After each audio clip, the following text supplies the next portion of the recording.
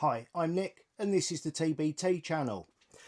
Today's video is about gas ram rifles. The rifle I have in front of me specifically is a Weihrauch HW90 gas ram rifle. We're going to look at this gun in particular. It is still in production, so unlike a lot of the good ones, you can still buy this. This is still an option, so this is a should you buy a Weihrauch HW90 video, but also encompassing should you buy any other gas ram video. Gas ram rifle not incorporating the video, incorporate should you buy any other gas ram rifle. So first of all, what is a gas ram? Now back in 1978, Theobald, which was Dave Theobald and Ben, somebody whose name escapes me, but it was a long time ago, should have looked that up before starting this, but anyway, came up with an idea of replacing the spring, the metal spring in an air rifle, with a gas spring, an air spring. They started research in 78, they applied for the patent in 1980, and in 1982 they started production. So effectively it is a spring rifle, spring air rifle, the same as any other spring air rifle, but instead of a metal spring inside of here, we have an air spring inside of here, pressurized air in a sealed container that when compressed increases the pressure, release it, it undoes. So what are the advantages of a gas spring as opposed to a metal spring? Well, firstly, there's no rattle because air doesn't rattle, at least not in a way that we could ever hear it. So it's quieter. Secondly, there's no torsion. So with a spring, when you compress a spring, it coils up, and when you fire it, it uncoils. So you get torsional recoil, which is why the gun cants over to one side. If you're looking at a long distance target with a high mag scope, you'll see the gun move like that. That's why in the TBT kits we do slip washers to get rid of the torsional recoil. With a spring rifle, it doesn't have it anyway because it doesn't untwist as it fires. So there are those two things. Now, the main one that people say about is the one that I believe doesn't actually exist. It's an advantage that doesn't exist. People say you can leave this cocked for long periods of time without losing power. You can leave any spring cocked, or any decent spring cocked for long periods of time without losing power. That is an old wives' tale, and certainly that part of it is a solution to a problem that never existed, but it sounded great. You can leave it, you can be in a hide and you can have it cocked, and then when you come to fire it, you can fire it and you haven't lost power. Now, this is an embarrassing part, but I'm going to tell you. A little while ago, a month or two ago, I was in one of my videos, I mentioned the fact that when we first started getting our premium springs in October 22, I put one cocked in one of my guns and put it safely away to leave it. And I forgot about it. I did forget about it. I forgot it was there. The intention being to see what would be the long-term effects of leaving it cocked. Now, back at the end of November, a few people have asked, why did you never do that? Why did you never do that? Here's the thing, me and technology, we don't get on that well. I did a video on unboxing this rifle that had been cocked for 2 years, 1 month, and I think it was a couple of weeks or something like that. I can't remember exactly. Oh, the shame it's coming. If I go red, that's why. So I did this video on it and it was wonderful. It was brilliant. It was wonderfully staged. The production was awesome. You would have loved it. And I showed the gun coming out, and I'd written on the box that it was doing 10.8 foot-pounds when I put it away. And then it had been in there for 2 years, and I set up the chrono and I fired that shot. Well, put a pellet in because I didn't leave a pellet in the barrel, put a pellet, fired that shot and it had dropped to 10.4 foot-pounds. The next shot was 10.6, the next was 10.6, and it was 10.7. After half a dozen shots, it was back up to 10.8 and consistent. Over 2 years that gun had been cocked, half a dozen shots, it was straight back up to the power it was doing previously. Gas rams are, there's no point in them from that point of view. The reason you haven't seen that video, dear viewer, is I forgot to press record. I forgot to press record, and I was a little bit teasy and annoyed after that. And quite frankly, after doing something like that, I couldn't just pretend that it'd been in a box. I wouldn't have been able to get away with it. I wouldn't have been able to lie. So I just consigned it to the let's not think about that ever again until this HW90 come in. Now this is in for repair.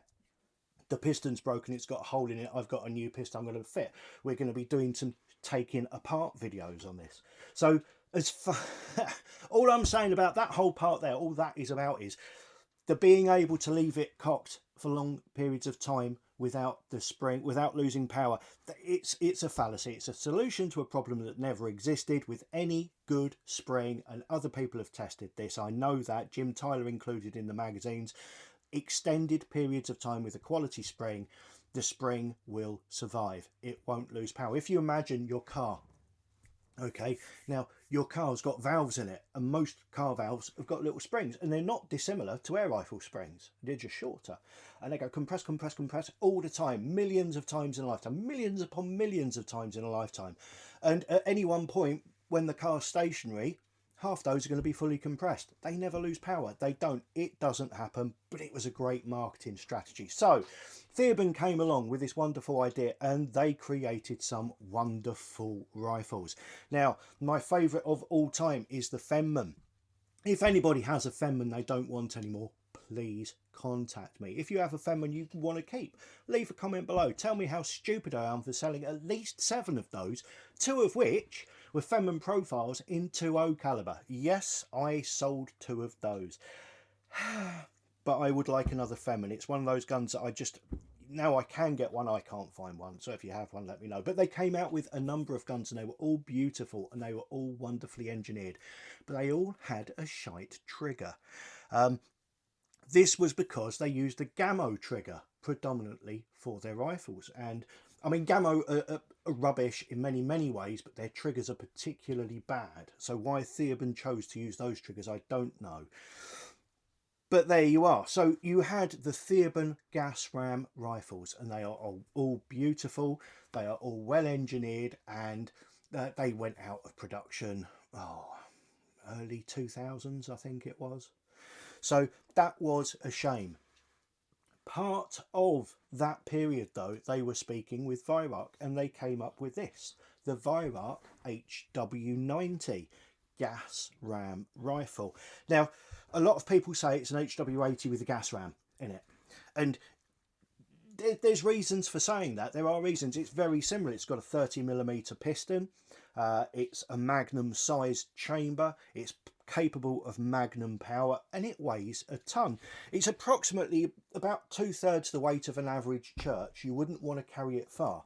But where it does differ from the HW80, and indeed most other HWs, is it doesn't have the record trigger. It has what's called a perfect trigger.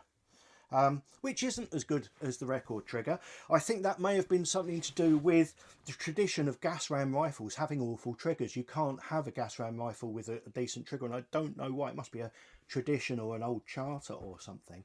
So here we have what is effectively an HW80 in weight and size, but with a slightly less good trigger and with air instead of a metal spring.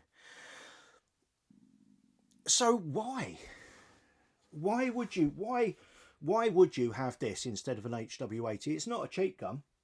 This one is still available. The 90s are still available, and I believe apart from some god awful Gamos, they're the only gas rams available. Or no, I think Diana have started getting their guns made in China as well now, and they've got some. Or is it Hungary?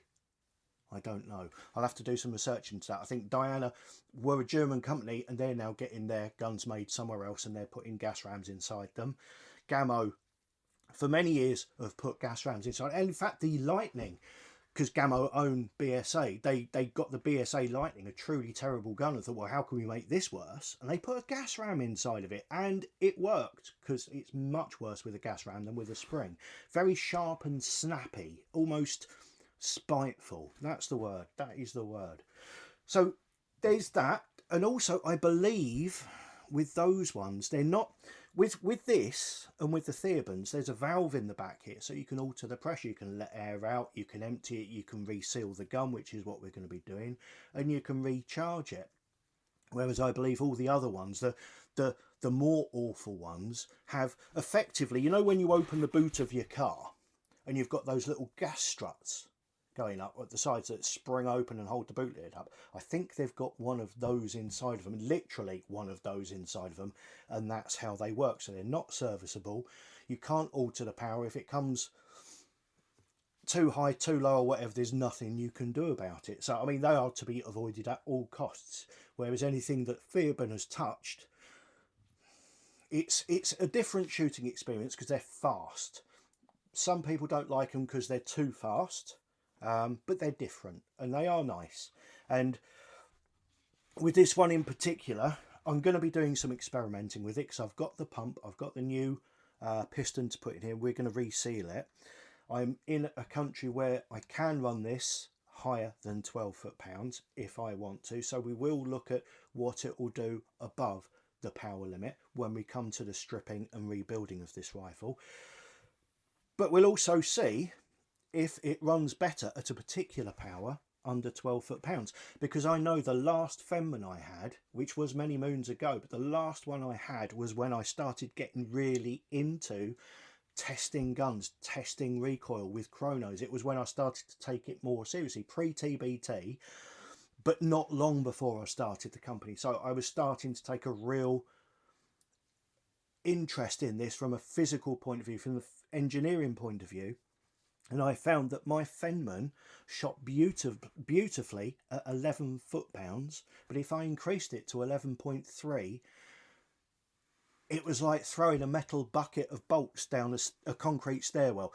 It was that bad, the difference of 0.3 of a foot-pound. So I'm going to do some experimenting with this to find out if it's the same. So we're coming back to, should you buy a gas ram rifle? If it's made by Theorban, then yes. If it's an HW90 and you love HWs and you just want one to add to your collection, then yes, it is actually a good gun. If it's made by Gamo or got one of those gas strut things inside of it, certainly the BS8 and the Gamos, then the answer is no, don't buy one. And if it's a Diana, I don't know because I haven't tried it, but I'm not inspired. I've not heard great things about them from customers. I've only heard how can I change it to spring, which doesn't bode well in my book. There is also another gun. It's an HW90, but it's called the HW90 TB for Theorban, and it was the special edition Theorban one, and it's got a schnabel forend, so it's got a shaped forend and a shaped cheek piece and a walnut stock, I believe. They are quite rare. If you get a chance to get one of those, then I would seriously consider it if the price is right, because that is a very desirable gun. So the HW90, it's an HW80 with added complexity.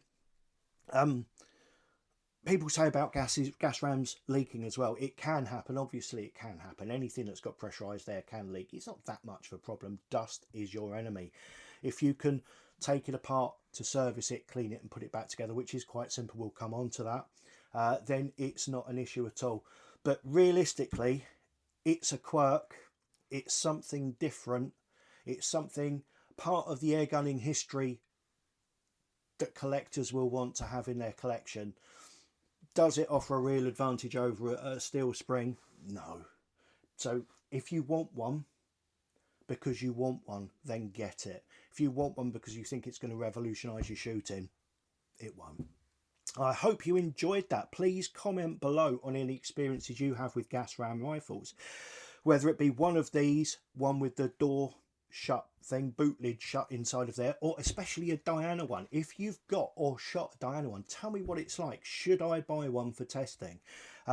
Please like, subscribe and hit notifications as well, so that you can see other videos as they come up, especially the strip down resealing of this, where I put in a new piston, because that will be useful to some people. I know I've been asked several times for that. Thank you very much for watching, and goodbye.